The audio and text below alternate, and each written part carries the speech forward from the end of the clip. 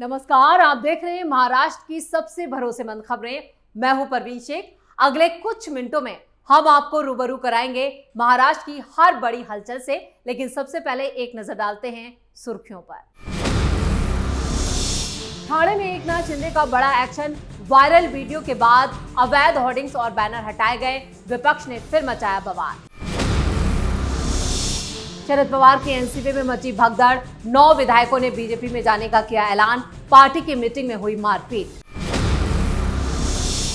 अजीत पवार की एनसीपी में मचा सियासी घमासान। सुनेत्रा पवार को राष्ट्रीय अध्यक्ष नियुक्त किए जाने का किया विरोध। सड़क पर आया एनसीपी का आंतरिक विवाद।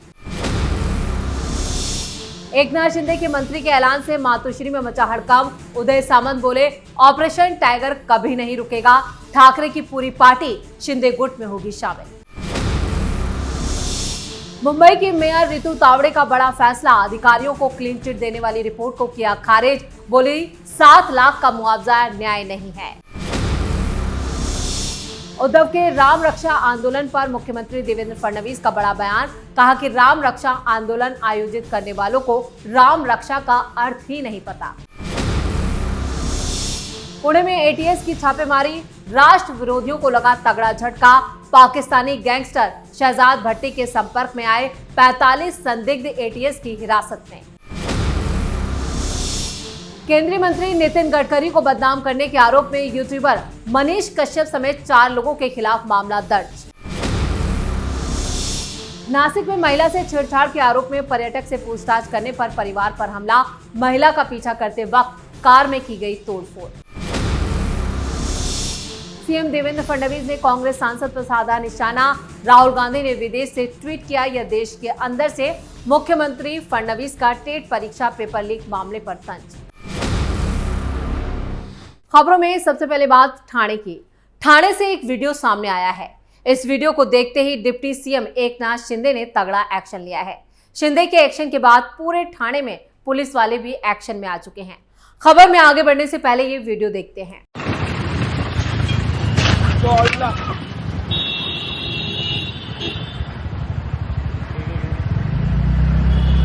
लागलं त्या मुलीला।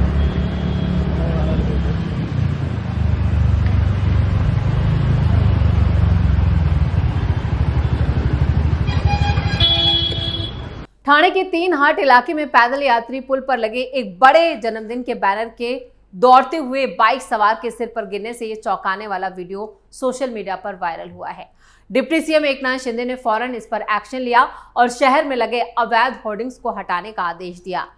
मॉनसून को देखते हुए भी ठाणे नगर निगम को शहर के सभी बड़े होर्डिंग्स का ऑडिट करने का आदेश दिया गया है। मंगलवार को ही ईस्टर्न एक्सप्रेसवे पर 3 हाट नाका इलाके में एक पैदल पुल पर लगा जन्मदिन का बड़ा बैनर अचानक टूटकर भागते हुए बाइक सवार के सिर पर लग गया। बाइक सवार ने सावधानी बरतते अपनी जान तो बचा ली, लेकिन एक बड़ा हादसा टल गया। घटना का वीडियो सोशल मीडिया पर वायरल हुआ और इस घटना के बाद शहर में अवैध होर्डिंग्स और बड़े विज्ञापन बोर्डों की सुरक्षा को लेकर कई सवाल उठने लगे। और ये जो होर्डिंग्स था वो विपक्षी नेता का था, जिसको लेकर वहां पर जमकर बवाल भी हुआ। इसी को देखते हुए डिप्टी सीएम एकनाथ शिंदे ने प्रशासन को कार्रवाई का निर्देश दिया और दुर्घटना के बाद एकनाथ शिंदे ने ठाणे नगर आयुक्त से फोन पर बात की और हालात का जायजा भी लिया। उन्होंने शहर में अवैध होर्डिंग्स के खिलाफ एक खास अभियान शुरू करने और फौरन इन्हें हटाने का निर्देश दिया है, जिसको लेकर विपक्ष हंगामा कर रहा है। साथ ही ये भी कहा कि भारी बारिश और तेज हवाओं की वजह से ये खतरनाक हो सकते हैं और इनसे लगने वाले होर्डिंग जो हैं वो लोगों की जान तक ले सकते हैं। साथ ही साथ डिप्टी सीएम एकनाथ शिंदे ने आदेश देते हुए कहा कि ठाणे के नगर निगम ने शहर भर में जो भी अवैध होर्डिंग्स लगाए हैं उनके खिलाफ विशेष अभियान छेड़ते हुए इन्हें फौरन हटाया जाए। और खबरों में अब बात बीजेपी में एनसीपी के विलय की। एनसीपी बीजेपी के नेतृत्व वाले एनडीए में शामिल होने की तैयारी कर रही है। शरद पवार गुट के सीनियर नेता और पार्टी के 10 में से 9 विधायकों ने बीजेपी में शामिल होने की बात कही है। जयंत पाटिल को इसकी जानकारी दे दी गई है। उन्होंने पार्टी के सांसदों और पार्टी अध्यक्ष से भी बात करने की बात कही।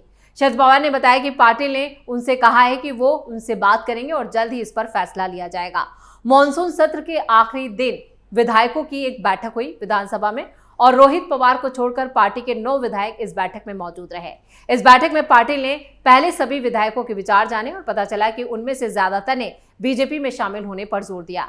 विधायकों ने सुझाव दिया है कि उनकी पार्टी को अजीत पवार गुट में विलय करने की बजाय सीधे बीजेपी में शामिल होना चाहिए।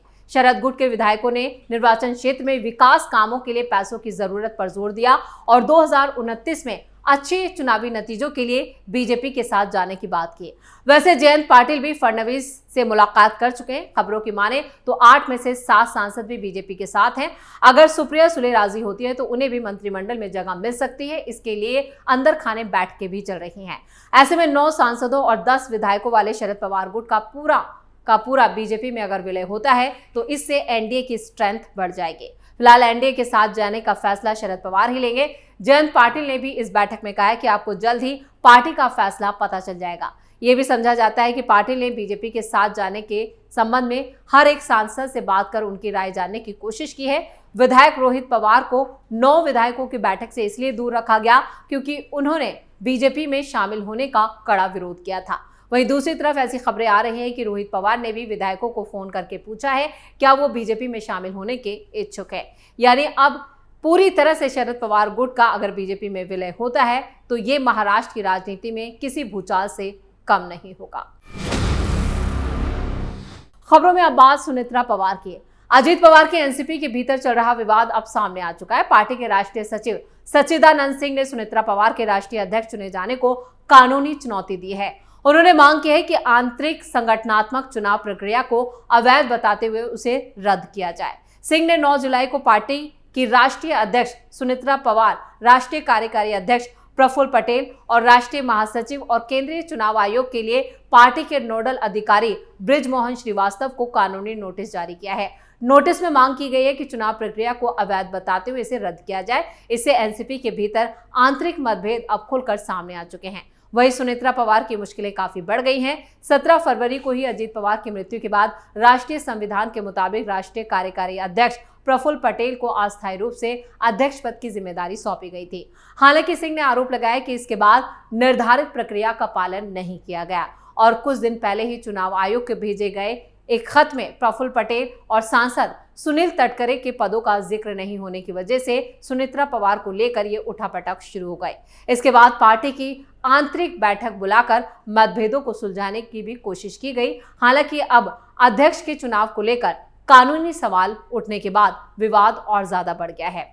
हालांकि पार्टी के कार्यकारी अध्यक्ष प्रफुल्ल पटेल ने पार्टी में अशांति की बात मानी है और इसके पीछे प्रफुल्ल पटेल का ही हाथ माना जा रहा है। यानी प्रफुल्ल पटेल नहीं चाहते कि पार्टी अध्यक्ष सुनेत्रा पवार को बनाया जाए। इसके लिए अब वो पार्टी तोड़ने पर उतारू हैं।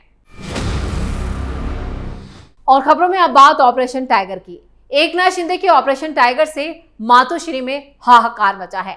ठाकरे गुट के 6 सांसदों के पाला बदलने के बाद नासिक के पार्षद भी शिंदे गुट में शामिल होने की राह पर है, लेकिन ठाकरे गुट इस दावे को खारिज कर रहा है, जबकि अंदर खाने कई सीक्रेट बैठकें हो चुकी हैं।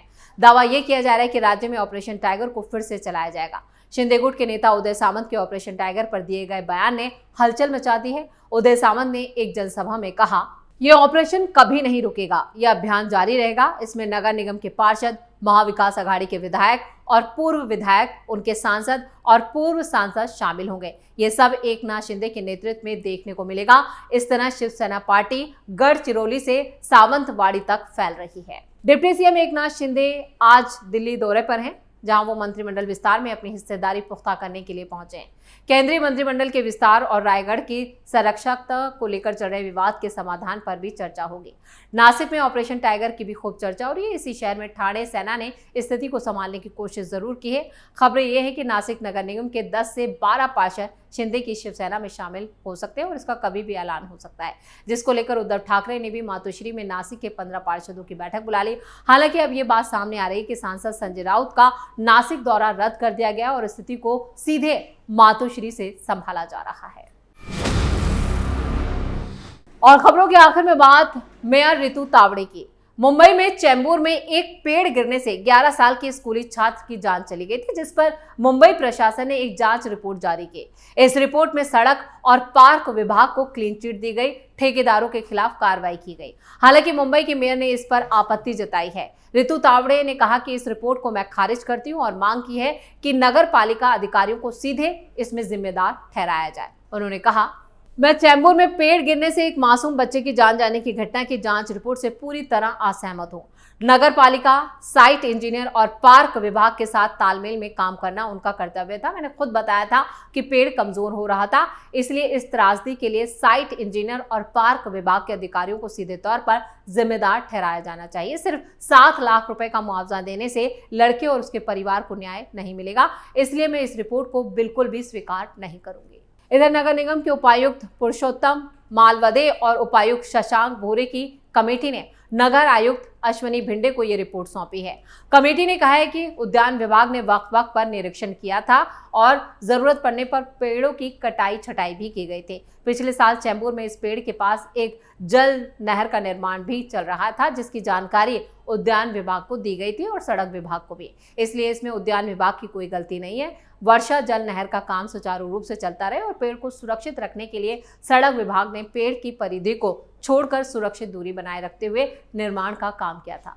कमेटी ने कहा है कि दुर्घटना में सड़क विभाग की कोई गलती नहीं है, यानी दोनों ही विभाग इस पूरी गलती दुर्घटना से अपना पल्ला झाड़ रहे हैं। हालांकि कमेटी ने अधिकारियों को बरी कर दिया है, लेकिन पेड़ों की सुरक्षा और रखरखाव के लिए नियुक्त ठेकेदारों को लापरवाही का दोषी ठहराया गया है और उसके मुताबिक कमेटी ने कुल 7 लाख रुपए के जुर्माने की सिफारिश की और ठेकेदार पर पेड़ों की सुरक्षा और रखरखाव में विफल रहने के लिए 5 लाख रुपए का जुर्माना लगाया, जबकि पीड़ित परिवार को 7 लाख रुपए के मुआवजे का ऐलान किया है। लेकिन मुंबई की मेयर ऋतु तावड़े इस जांच रिपोर्ट से नाखुश है और वो सभी दोषी अधिकारियों पर सख्त कार्रवाई की मांग कर रहे हैं। इसी के साथ महाराष्ट्र फाइल्स में इतना ही। वीडियो कैसा लगा कमेंट करके अपनी राय जरूर दें। वीडियो को लाइक करें, शेयर करें और कैपिटल टीवी को सब्सक्राइब जरूर करें। धन्यवाद।